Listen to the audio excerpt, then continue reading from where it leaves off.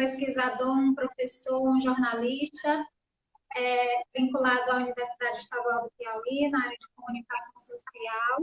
E a gente veio aqui falar sobre comunicação nos tempos de pandemia, né? Que são duas temáticas que a comunicação está sempre em voga, porque é a partir dela que a gente consegue ter informação e ter retorno do que está acontecendo dentro do mundo. E a pandemia, que é o momento que a gente está vivendo. Como o professor Orlando é um pesquisador de comunicação e a gente está no tempo de pandemia, para a gente discutir esse assunto do que é que a gente consegue abordar, quais são as mudanças que essa pandemia trazem para a comunicação, em geral, dentro da sociedade e dentro do jornalismo. Inclusive, o professor tem um projeto de pesquisa nessa área, que foi contemplado com o edital da FAPEP, que trata sobre o Covid e sobre a comunicação. É isso, professor? Isso, justamente. Mais uma vez, agradecer, Lara, e queridos da FAPEP, agradecer o convite, agradecer esse importante momento da gente poder reverberar um pouco desse conhecimento que a gente, como funcionários públicos que somos, temos a obrigação de compartilhar com a sociedade piauiense, com a sociedade brasileira e, quiçá, com o restante do mundo. Então, quando você me faz a indagação de que qual o papel da comunicação nisso tudo e como a comunicação está vendo, a comunicação ela muda, né? Ela está mudando. Nunca a comunicação foi tão importante, nunca a comunicação foi tão paradigmática, nunca a comunicação foi tão polêmica, polemizada, criticada, como praticamente todas as áreas. É praticamente impossível, Lara e queridos que estão nos vendo e ouvindo, é praticamente impossível a gente terminar esse 2020, que mais parece uma década, né, inertes a tudo o que está acontecendo. E a comunicação, por fazer a mediação dos fatos, por fazer a mediação do que acontece contemporaneamente, ela tem essa importância de quê? De principalmente combater o lado não tão interessante dos fatos. Por exemplo, combater as fake news, combater as inverdades, esclarecer nesse momento em que a própria educação midiática, em que a própria educação ela é tão importante.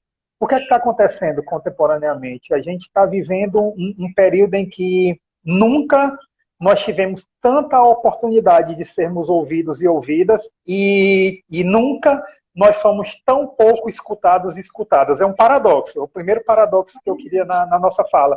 Porque, por exemplo, no século passado, a gente lutava muito para ser ouvido, né? A gente tinha poucos meios para muitas pessoas que precisavam ser ouvidas. Provavelmente, eu não sei qual a tua idade, você com certeza é muito mais jovem do que eu, mas eu sou do século passado, sou da década de 70. Quando eu era jovem, no movimento estudantil, nos movimentos de igreja, para a gente ter uma matéria que saísse em um jornal, que saísse numa rádio, a gente tinha que ser algo extremamente extraordinário. Vieram as redes sociais virtuais, principalmente com a geração dos millennials, né, que é a geração de quem nasceu este século. Hoje, a gente tem a oportunidade de fazer uma live, por exemplo, só no meu feed, nesse momento, estão ocorrendo 17 lives simultâneas. Só para você ter ideia. Então, são 17 canais de conhecimento que estão ocorrendo nesse momento. A gente nas redes sociais tem a possibilidade de interagir com pessoas do mundo todo. Eu, particularmente, nas minhas redes sociais, eu converso com as pessoas que estudaram comigo e de outros países, e praticamente toda semana a gente conversa. Então, qual a reflexão? A reflexão hoje é a gente poder ser ouvido, já que nós temos centenas de canais em que nós podemos colocar nossas vozes. E aí começa, Lara e queridos, começa um outro paradoxo. O primeiro paradoxo é: quem vai nos ouvir? Quem vai interagir com a gente? Como vai interagir com a gente? Como fazer, por exemplo, nessa live de 1 hora, prender a atenção das pessoas para que elas possam consumir essa informação comunicacional, possam consumir esse conhecimento. E aí é onde está a importância, não só do jornalismo, mas a resposta que eu dou é justamente na questão da educação, que a educação é um dos pontos base da própria FAPEP, é um dos pontos base da UESP, é um dos pontos base das nossas co-irmãs Federal do Delta do Parnaíba, Instituto Federal e das nossas dezenas de co-irmãs das instituições privadas aqui do Piauí. O senhor está falando aí das responsabilidades, do papel do jornalismo e de como a comunicação modificou tanto nos últimos tempos, de que hoje todo mundo tem essa autonomia para falar com todo mundo. Então, vem essa novidade para essa pandemia. A última pandemia que a gente viveu de verdade, que tinha status de pandemia, foi a gripe espanhola, em 1918. Então, foi há muito tempo atrás e que a gente não tinha comunicação naquela época, né? Eu li um pouquinho sobre a gripe espanhola e eu descobri algo bastante curioso, de que ela tem o nome de gripe espanhola não porque surgiu na Espanha. Existe uma dicotomia de que ela surgiu ou nos Estados Unidos ou na China, ainda não se sabe disso, mas de que ela surgiu na Espanha porque era o único meio, era o único país que publicizava o que acontecia da gripe espanhola, né? Então, era onde você tinha notícia da gripe espanhola. Por que não divulgava? Porque ela surgiu no período da Primeira Guerra Mundial e eles não queriam divulgar as informações. Então, hoje a gente vê esse momento de muita informação e de pouca absorção do público e do papel do jornalista tão imprescindível, mas ao mesmo tempo um pouco coadjuvante, porque ele tinha uma autonomia, tinha uma responsabilidade, ainda tem uma responsabilidade sobre o que ele informa, mas que hoje todo mundo consegue fazer essa comunicação e essa informação, né? E como a gente passar isso para a sociedade? Porque as pessoas querem beber do que elas acreditam, né? Não do que é notícia.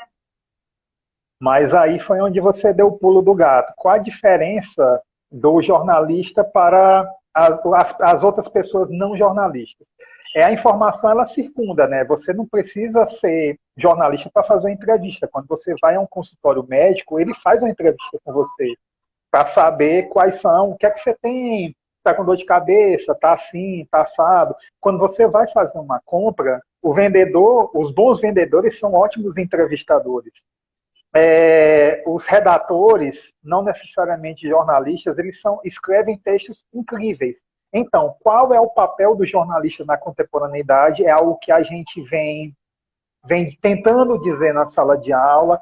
Essa opinião ela é bem dicotômica, ela é bem divergente, não é a opinião uníssona dos professores, mas quando você me pergunta, você ou qualquer pessoa, qual o papel do jornalista? O papel do jornalista hoje é pensar essa mediação, é agir, não no varejo, porque no varejo o social media, o famosinho da internet, a famosinha da internet, a pessoa que sabe escrever bem, a pessoa que tem um rosto que segue os padrões de uma convencionalidade, essa pessoa consegue se comunicar bem. O papel do jornalista é fazer uma mediação informacional, uma mediação educacional dos fatos que ocorrem no nosso cotidiano. Tipo, eu também imaginei, já fiz muitas matérias jornalísticas sobre a gripe espanhola, porque ela matou muita gente aqui no Piauí.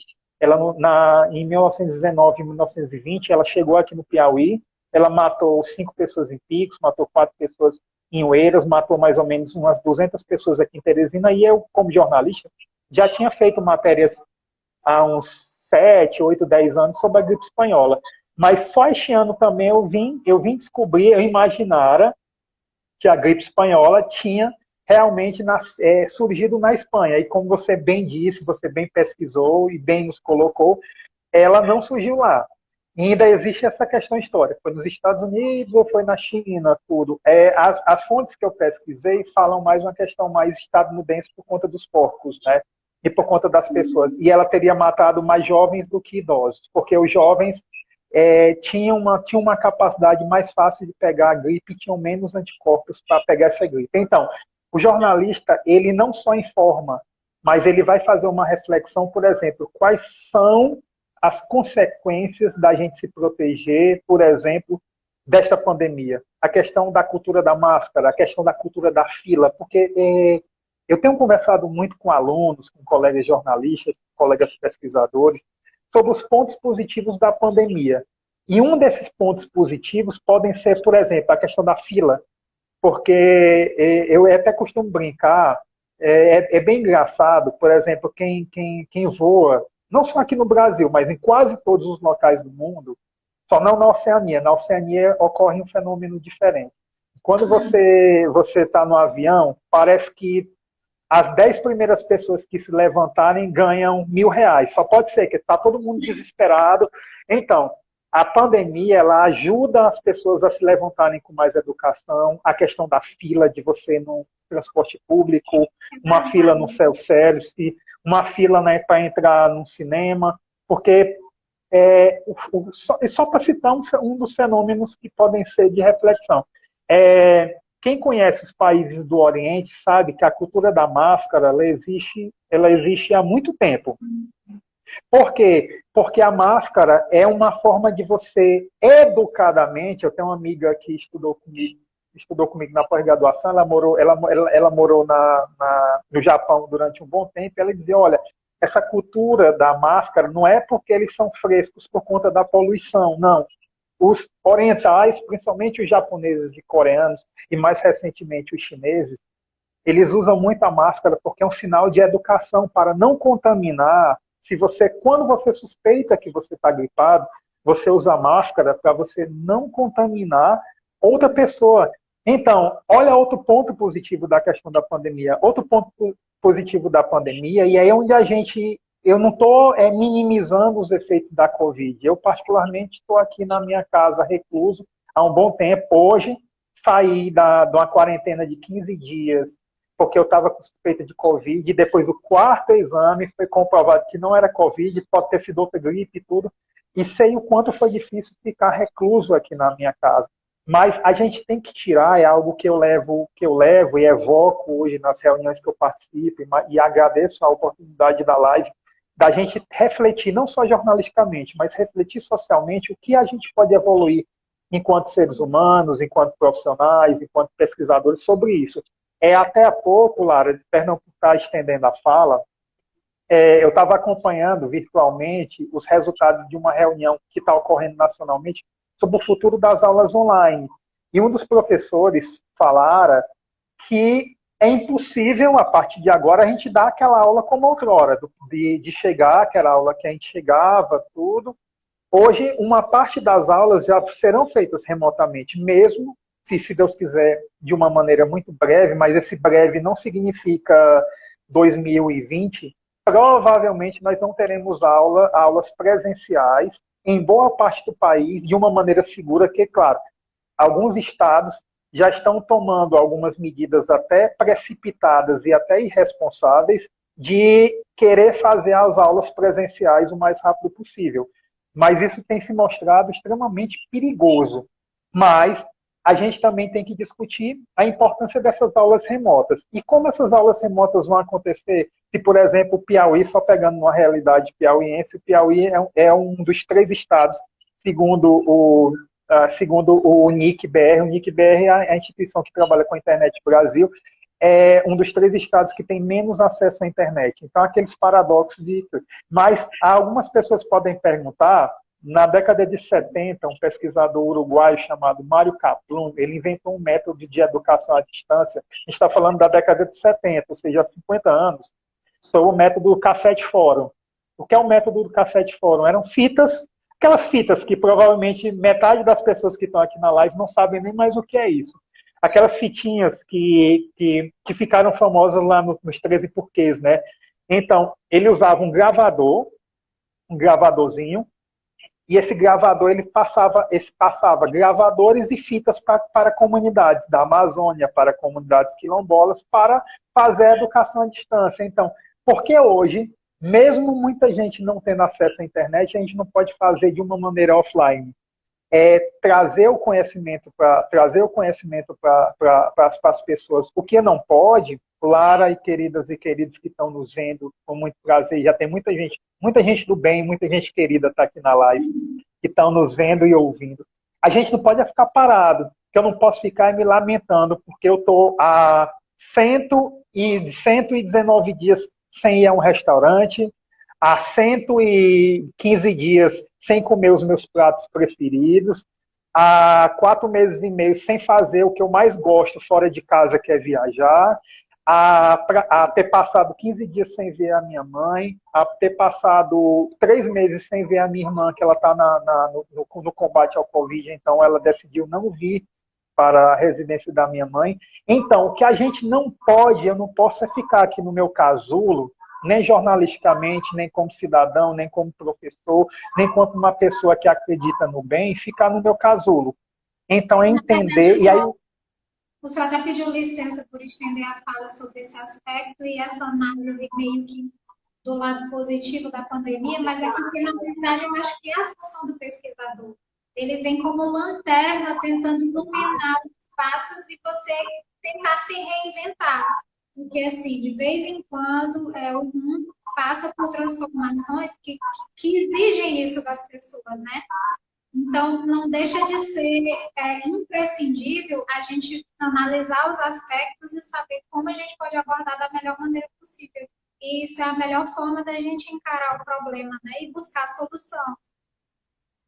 pois é, aqui na live, Lara, entrou o professor João. O professor João é também um dos docentes contemplados com o edital. E é algo que eu tenho que elogiar muito a FAPEP, antes que eu esqueça.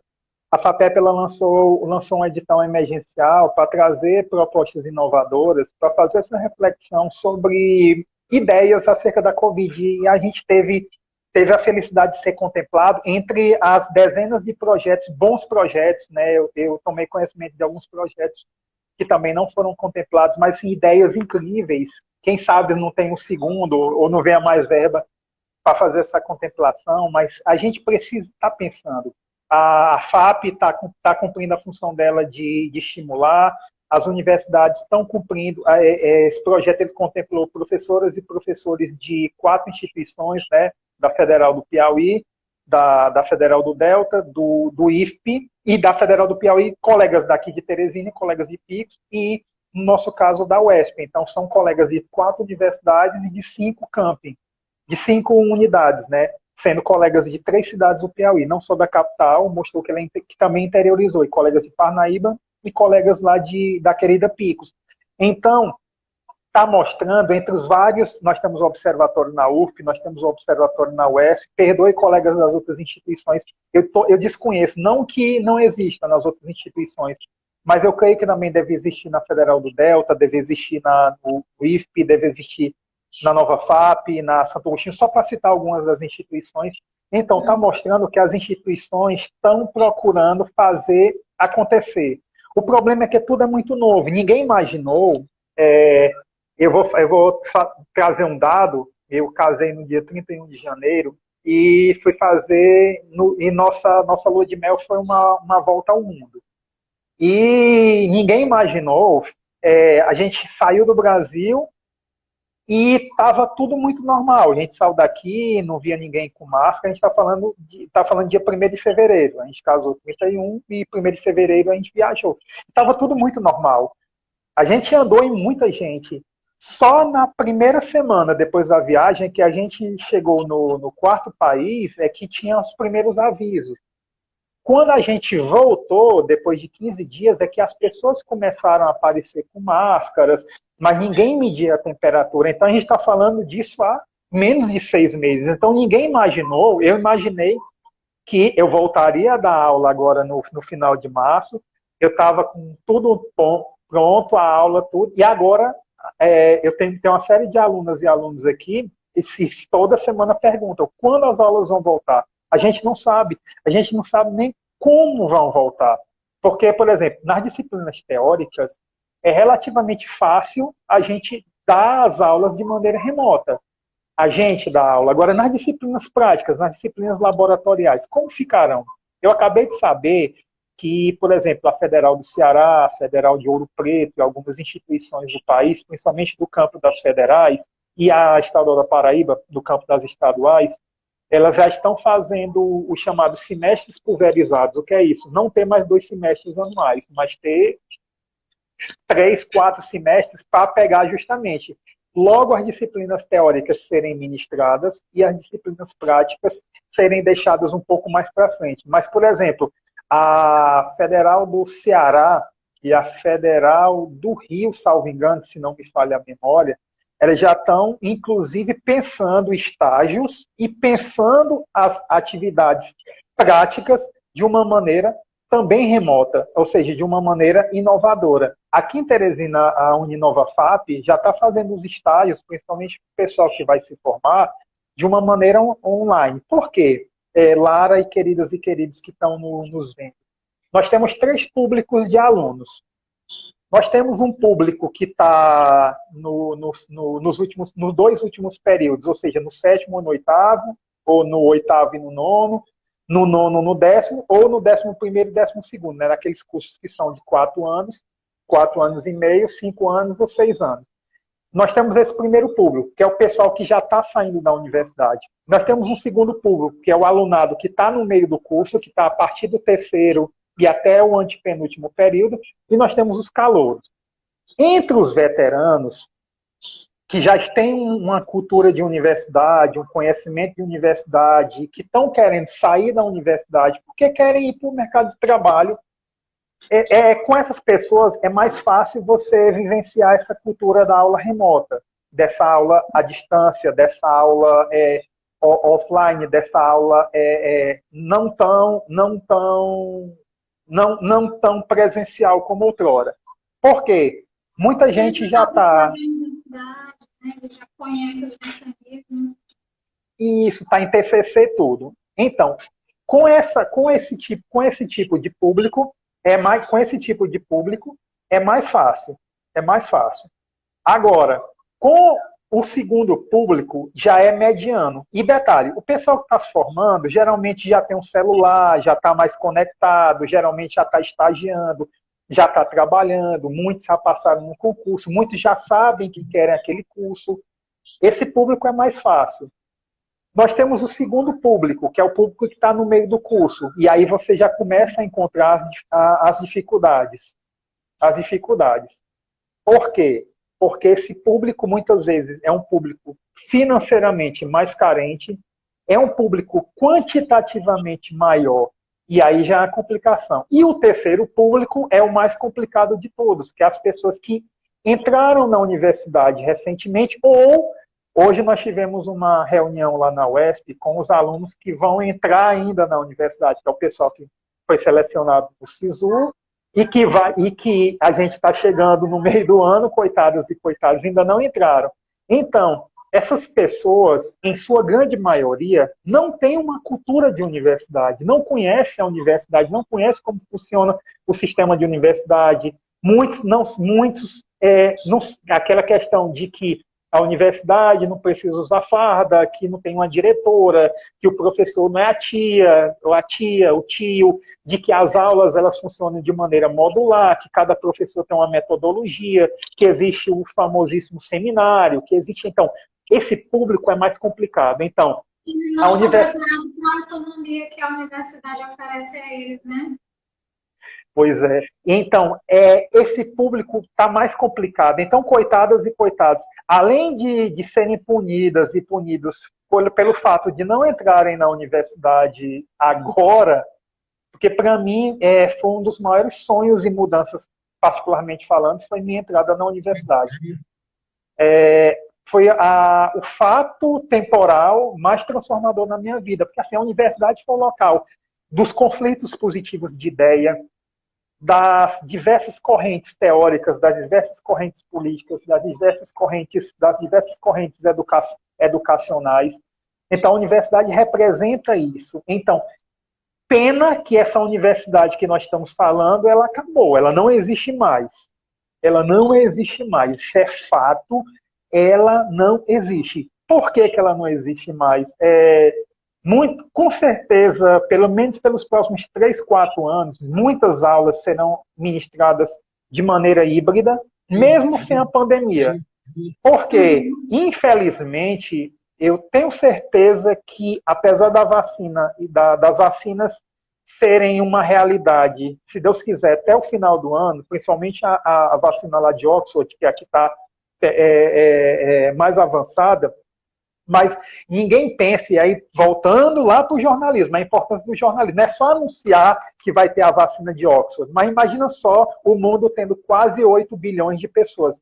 Haverá vacina para 8 bilhões de pessoas. Por quê? Prezada Lara e prezados e prezadas que nos veem.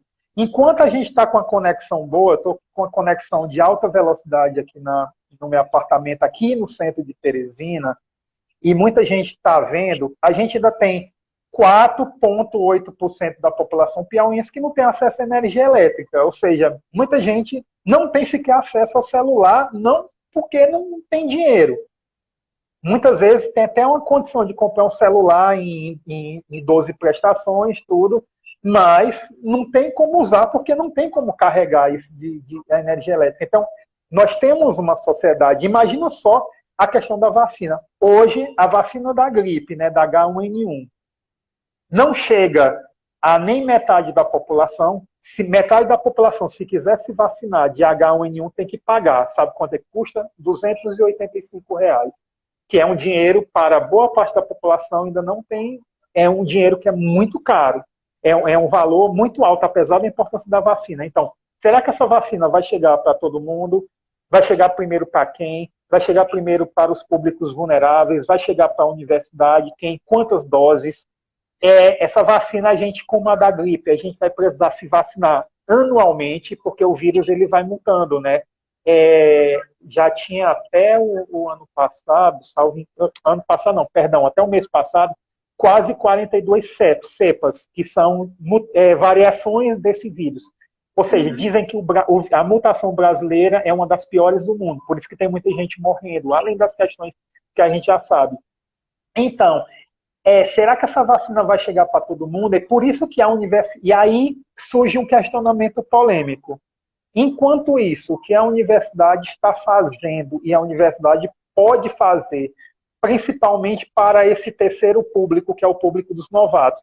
Porque, por exemplo, em alguns lugares, principalmente ocorreu na Universidade Estadual do Piauí, ocorreu na Universidade Federal, vários cursos, o MEC e o governo do estado autorizaram a antecipação, principalmente da formatura dos profissionais de saúde.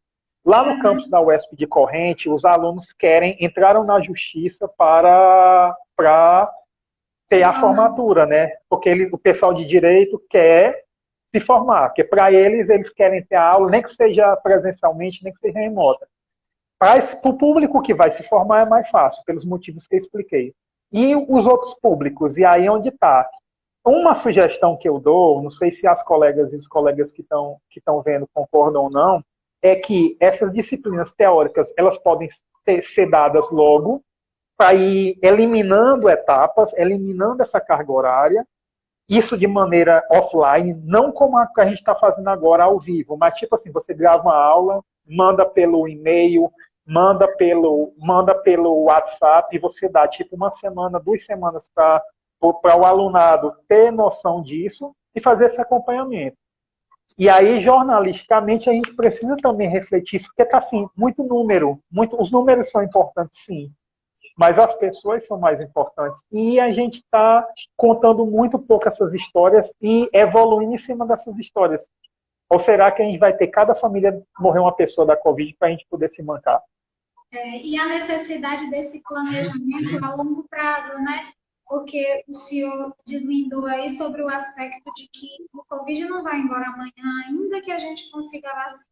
Então, é uma nova realidade de como a gente vai fazer essa abordagem, como a gente vai trabalhar, como a gente vai estudar, e a gente precisa ter esse tipo de análise para saber como a gente vai viver de forma normal, né? Que a gente consiga fazer as nossas atividades, mas dentro do que a realidade nos permite, que é convivendo com o Covid, com o vírus, que é muito perigoso, que é muito novo, que a medicina, para ela estudar uma doença, ela precisa de 100 anos para ela conseguir palpavelmente erradicar, eliminar e estudar como embasamentos. Então, um vírus que acabou de surgir, a gente não tem ferramentas que a gente consegue se sentir à vontade para andar de forma tranquila, com esse mundo tão conectado, não só virtualmente, mas conectado pessoalmente mesmo, porque hoje você está aqui, em 24 horas no máximo, você consegue ir para o outro lado do país, né?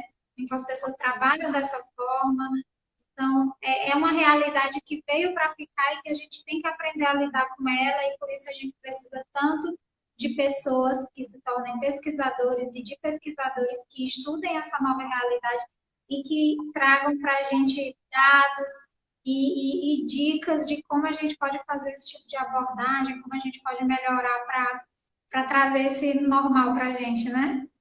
Concordo contigo. Eu queria te pedir licença à professora Ana Angélica, querida professora Ana Angélica, lá da UESP, lá de turismo, pesquisadora lá do Núcleo de Turismo, de Estudos de Turismo da UESP. Ela faz um questionamento aqui. Professor Orlando, você acredita que o nível de contaminação da Covid também está diretamente relacionado à qualidade da educação no país? Um abraço. Claro, tá. Porque eu jurava na minha leiguice, que eu disse, não, com certeza tudo vai voltar ao normal, mediante o que vimos na China, mediante o que vimos na Europa, principalmente porque a Europa não teve muito tempo para aprender com os erros. Por isso que ocorreram aquelas mortes tragicíssimas na Itália, na minha querida Espanha, lá principalmente na França. Itália, França e Espanha foram casos horripilantes. E aí a gente poderia aprender muito com isso, mas olha, chega a ser ridículo, aí fazendo o merchandising do trabalho da nossa rede, e aqui está a Yasmin, que é a nossa bolsista do trabalho da rede, lá, sigam, viu, Piauí Sem Covid, lá, aqui no Instagram. O que é que acontece? Os depoimentos que a gente está recebendo das pessoas dizendo por que as pessoas sequer usam máscara, acham que a máscara é para pescoço. Gente, é de chorar, e olhe que a gente não coloca todos os depoimentos, porque tem depoimentos extremamente fortes, é de chorar. As pessoas que estão na UTI, como funciona a questão da UTI. Como as UTIs estão lotadas e como as pessoas, porque a gente sabe que muita gente tem que trabalhar, muita gente tem que estar na linha de frente, profissionais de saúde, profissionais de segurança pública, profissionais dos supermercados. Muita gente não tem a opção de ficar em casa. Mas o que a gente vê parece que é um mundo, desculpe pelo radicalismo, parece que soltaram ogros. Porque a gente vai numa região central, eu moro na região central, então eu vejo, quando eu abro a janela do meu apartamento, eu vejo a quantidade de gente, eu não estou acreditando que a gente está num período de isolamento social. É muita gente sem máscara, as pessoas, o pingo de não ter amor em relação ao próximo. E aí eu concordo com a professora Ana Angélica, é a questão da educação. A educação é essencial. É verdade, é verdade. Mas, assim, a educação não no sentido, porque, assim, a gente associa muito a educação a uma condição social, e não é isso, é educação no sentido de formação mesmo.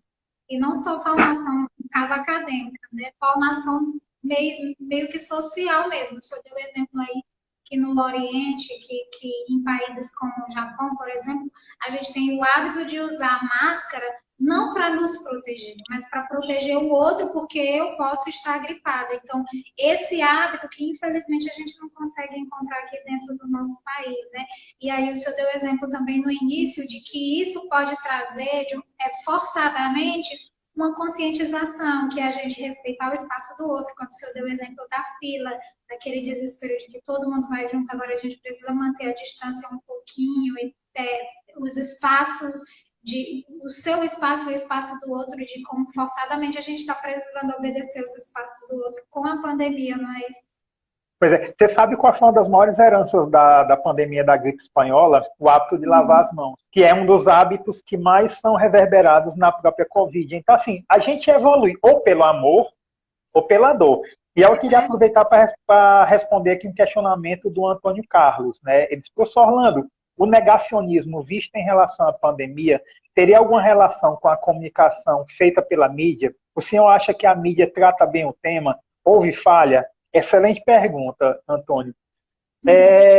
O problema o que é que eu vejo? Como um pesquisador que eu tento ser, eu fiz escrevi um artigo para a revista Pauta Geral, que é a revista da Universidade Estadual de Ponta Grossa, que deve estar sendo publicada nos próximos 15 dias, falando sobre como a mídia tratou os migrantes, né? Porque os migrantes, eles foram punidos 3 vezes. Eles são punidos porque tiveram que sair das suas terras natais aqui do Piauí, foram para Rio, São Paulo, Distrito Federal e Goiás, principalmente.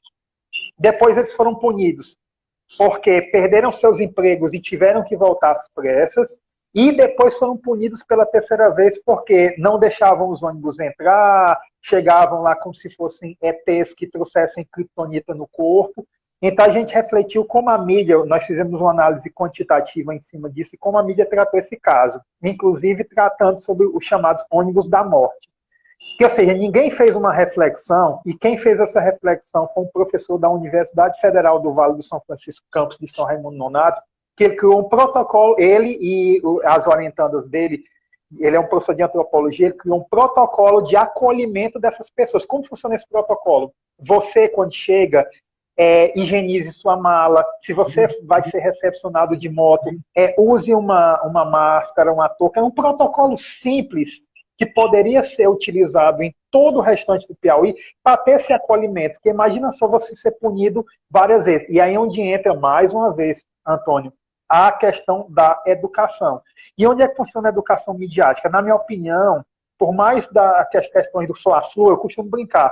Tem o Fla e tem o Flu. Aí eu costumo brincar, eu sou Botafogo, eu não sou nem Fla nem Flu. Então, o Botafogo é um time menor, nem Fla nem Flu. Não está na hora da gente brigar se é vermelho, se é amarelo, se é B, se é H, o que é. É deixar isso de lado, porque são vidas. Se a gente começa a brigar, são vidas. Então, aí onde está a questão da educação? Lá daquela criancinha, eu lembro muito bem um trabalho que o Detran Piauí fez quando a gente era criança, que eles apresentavam o trabalho de educação para o trânsito. Como foi importante aquele trabalho para a gente, criancinha, de atravessar a faixa, de entender o sinal, de abrir uma porta, das lições das professoras, por exemplo, sobre as primeiras lições, a gente nem entendia os conceitos de feminismo e as condenações de machismo, da questão de, mesmo a gente vivendo numa realidade sertaneja, então, o quanto a educação foi importante. É verdade, é verdade. E assim, professor, a gente percebe que a comunicação é imprescindível para essa abordagem, para tentar trazer de alguma forma essa educação para o público, não é?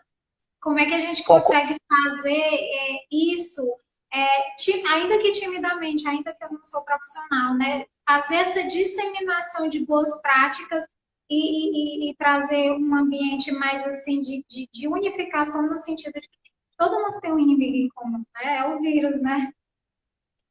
Isso, porque ele está aí. Infelizmente, deixa eu trazer um dado para vocês. A gente tem feito um acompanhamento quantitativo dos casos.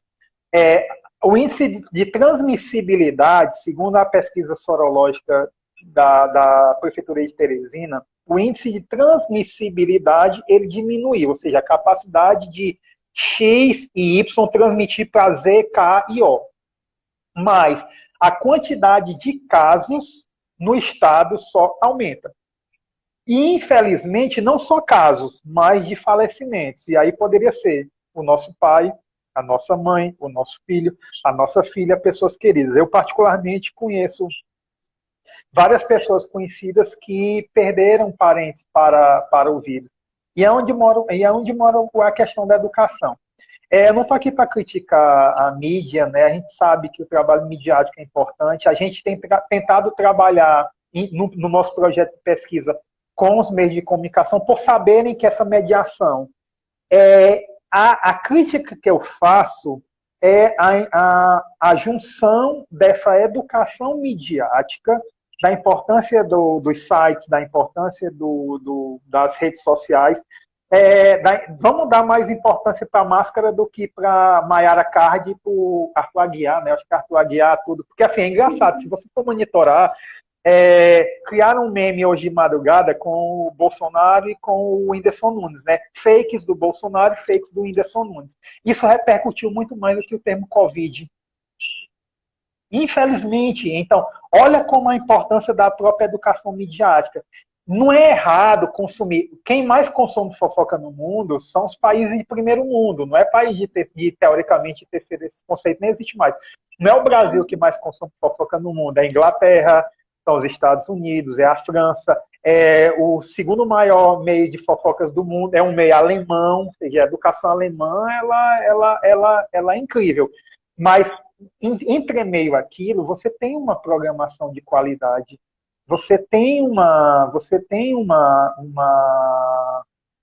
uma reflexão sobre isso. O Fran fez uma pergunta aqui, peraí, deixa eu voltar, porque aí ele pergunta peraí, deixa eu voltar aqui, como o professor vê a pressão do capitalismo na mídia para o retorno das atividades? Eita, essa pergunta é uma pergunta de jornalista. Porque o que é que acontece? Eu falando como funcionário público, eu estou no conforto do meu lar, no meu trabalho doméstico, e que eu não sei quando vai voltar o meu trabalho presencial, mas o meu salário continua caindo, graças a Deus, espero que continue. Isso é bom. Mas, por exemplo, se eu fosse um comerciante, se eu fosse o tio do lanche da portaria da universidade, como é que eu estaria pensando? Se eu fosse o rapaz da Xerox da universidade, o que é que eu estaria pensando sobre esse retorno? E aí, boa noite, professora Sônia. E aí, como é que fica essas pessoas? Eu acho que os poderes públicos, em termos nacional, estadual e municipal, eles poderiam abordar um acolhimento, inclusive financeiro, maior. E aí eu dou o exemplo da Alemanha, em que, por exemplo, a Alemanha, na minha opinião, a Alemanha e Coreia do Sul e Singapura, na minha opinião, são exemplos, inclusive, de tratamento midiático sobre o que está acontecendo, só para qualquer indagação, de que houvesse, inclusive, a possibilidade de um maior financiamento para esses públicos. Porque é muito fácil a gente fechar. E aí? E quem está passando fome? Quem está passando necessidade? Essa é a minha preocupação. A gente aqui no prédio, a gente tem uma colaboradora que ela faz a limpeza, né, a conservação, tudo. E desde o início, nós a dispensamos. Não dispensamos financeiramente, dispensamos ela do trabalho. Mas, por exemplo, se a gente dissesse, não, a gente não precisa dela, da colaboradora, como é que ela ia viver? Porque ela é uma pessoa que ela tem comorbidades, né? Então, o Estado, a própria mídia, tem que ver muito menos números e ver muito mais pessoas. E ter um plano, realmente não está na hora da gente pensar na economia. Apesar de que, repito, estou aqui assumindo o meu local mais confortável.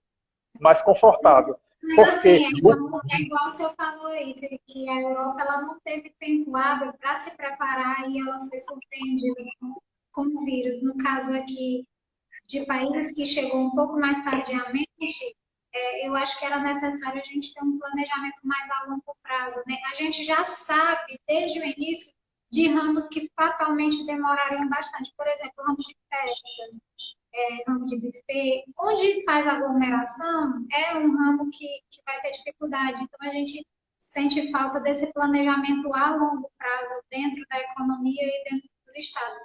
Como o Estado é quem é o responsável, que tem autonomia para exercer mais a justiça social, ele que poderia ter essa iniciativa e por isso que a gente precisa fazer essas abordagens, essas reflexões para a sociedade como um todo cobrar sobre esse aspecto, ainda que a gente esteja numa zona de conforto, mas a gente consegue enxergar na ponta onde dói.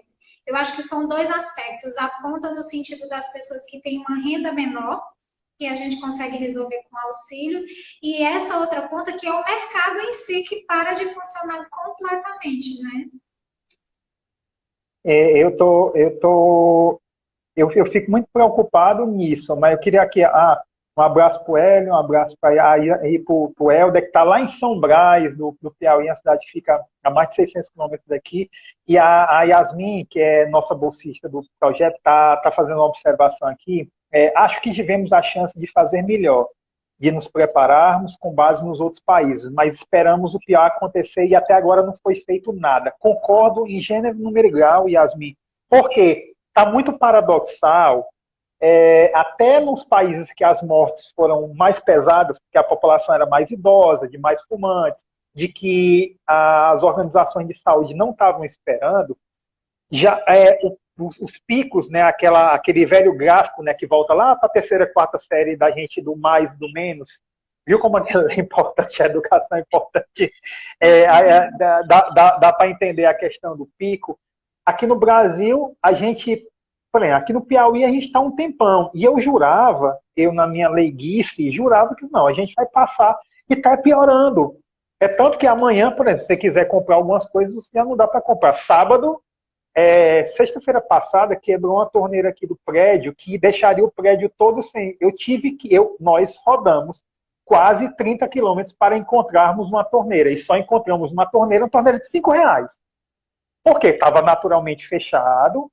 E nós fomos encontrar na casa da minha sogra, que fica em Timon, que ela emprestou, por sorte ela tinha. Só para ver assim, como a vida fica complicada e realmente foi fechado. O lockdown, pelo menos nas regiões que nós andamos aqui em Teresina, estava realmente fechado. Não tinha nenhum estabelecimento aberto. E aí, vai aguentar até quando e como? Alguns colegas, tanto da comunicação quanto na própria área de saúde, elas falam que o fator Marcelo Magno, né, graças a Deus está recuperado, firme e forte, foi um ponto positivo e foi um ponto negativo para aqui o Piauí. Foi positivo porque chamou a atenção de que, uma pessoa conhecida, um apresentador, a TV Clube, né, afiliada à Globo, passou, salvo engano, 15 dias, ou foram 3 semanas, fazendo a transmissão de Recife, ou seja, parou a programação local, mas também, e isso alertou as pessoas. Mas foi negativo porque a gente entrou muito cedo, de uma forma abrupta, de uma semana para outra praticamente tudo fechou, e nós não pudemos, nós não tivemos o escalonamento da volta. Por exemplo, a gente não sabe quando um comércio que vende roupa vai voltar aqui no Piauí. E imagina só, a academia, imagina só quem gosta de beber, do barzinho, tudo. Então, comer aquele camarão, comer aquela costelinha que eu tanto gosto, a gente sabe que se não for os deliveries, e o problema é que o delivery, até aí já tem o problema do motoqueiro, da grana do motoqueiro, do delivery que está subindo, da questão da qualidade. É toda uma complicação que necessita de muita educação. Muita educação. Eu queria mandar um abraço para o professor João Sami, lá da Federal, pesquisador que pesquisa também sobre a Covid e tudo. Aí a Yasmin fala que os especialistas falaram que o pico estabilizou de forma crescente e não o contrário. Um abraço, aqui. Um abraço na Alhana, que é a aluna do mestrado em comunicação na Federal, e a Samara já está me avisando aqui que a gente está nos últimos 7, 8 minutos, porque senão o Instagram derruba, né? Eu acho que tem menos do que isso. Mas, enfim, professor, eu acho que o senhor traz uma abordagem que faz a gente refletir bastante sobre como a gente pode contribuir dentro desse cenário individualmente, do que a gente consegue trazer abordagens dentro do seu ambiente mesmo, até familiar, sobre como a gente pode agir para melhorar, para enfrentar essa pandemia de uma forma melhor, e o seu projeto trata disso, né? É o @Piauí Sem Covid, que tenta trazer uma lupa de boas práticas dentro dessa pandemia, não é isso? Isso. Aí já prestando contas do projeto, né? O projeto ele não é só virtual, a gente já viraram 3 artigos científicos. A gente a Yasmin, do jeito ousado dela, ela já está lá no Twitter, e a gente vai fazer em breve, provavelmente a partir dos próximos 15 dias, uma oficina com jornalistas para trabalharmos temáticas com os jornalistas do Piauí todo, para trabalharmos temáticas da cobertura da Covid. para que a gente possa trabalhar com esses profissionais em cima disso. Então, eu só queria responder aqui o questionamento da professora Ana Angélica. Ela fala, professor, o setor do turismo, né? A professora é turismóloga, uma das nossas melhores professoras de turismo aqui do Piauí, foi o primeiro e será um dos últimos a se recuperar. E realmente, é realmente angustiante ver os mais vulneráveis não terem perspectivas de ter a sua renda. É muito, muito, muito complicado. Porque, assim, imagina só aquele pescador lá de Barra Grande que ele pesca todo dia para poder vender para a barraca. Como está esse barraqueiro? Como está esse trade?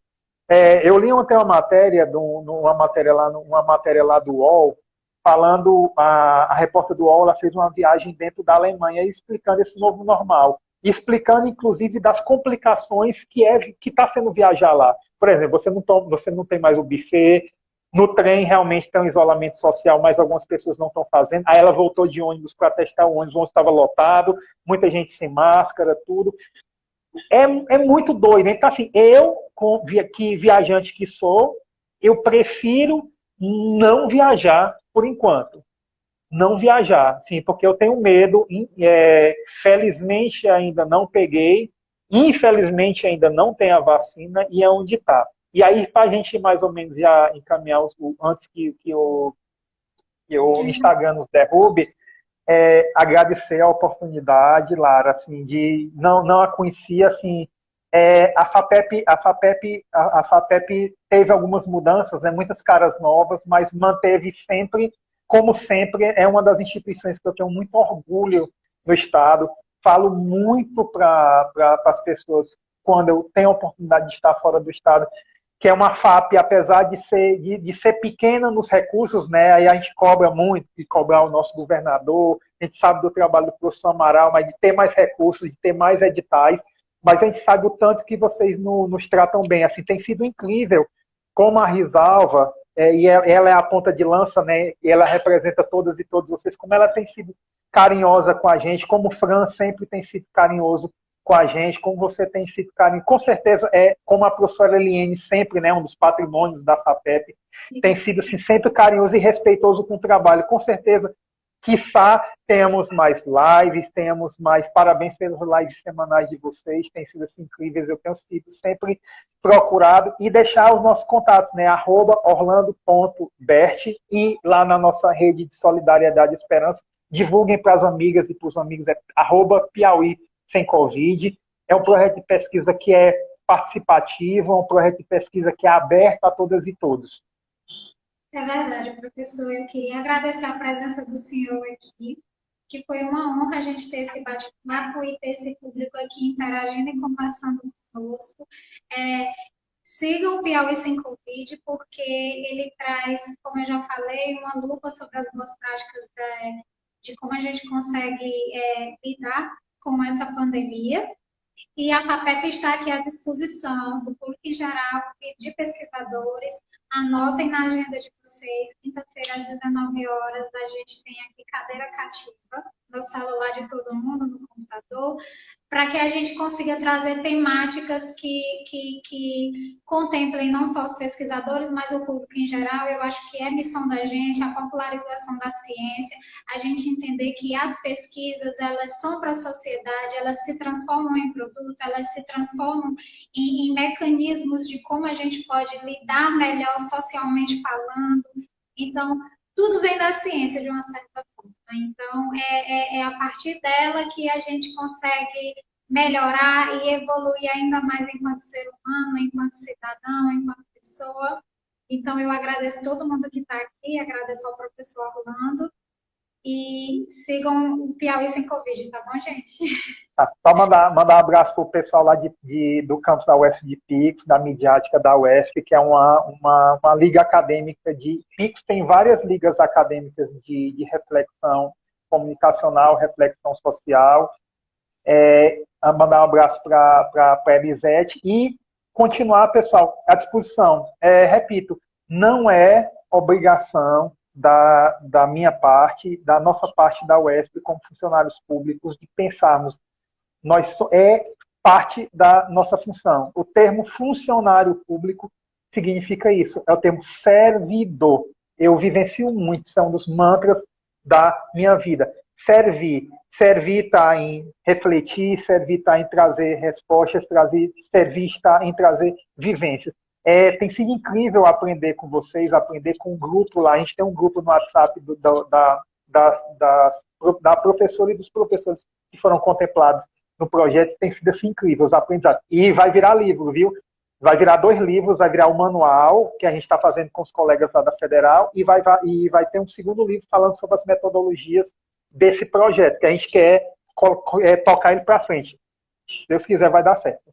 Que coisa boa, professor, e que essas suas palavras a respeito de funcionário público, dessa conscientização do ato de servir, eu acho que a gente tem uma responsabilidade social muito maior do que qualquer outro cidadão, reverbere e traga para todo mundo esse olhar de que a gente tem essa responsabilidade, esse compromisso com a sociedade. Tá bom? Obrigado. Contem sempre com a gente. E sigam Piauí Sem Covid. Eu agradeço a sua presença aqui, a gente já falou do Instagram, agradeço a todo mundo que está aqui juntinho conosco, e a gente sempre vai trazer temáticas relevantes, viu, gente? Quem quiser sugerir algum tema, algum convidado que a gente possa tratar aqui, que esteja em voga, que vai somar conosco, por favor, sugiram aí nas nossas redes sociais, tá bom? Eu agradeço a todo mundo, tá, gente? Tchau. Obrigada, Abraços. um abraço. Tchau. Tchau.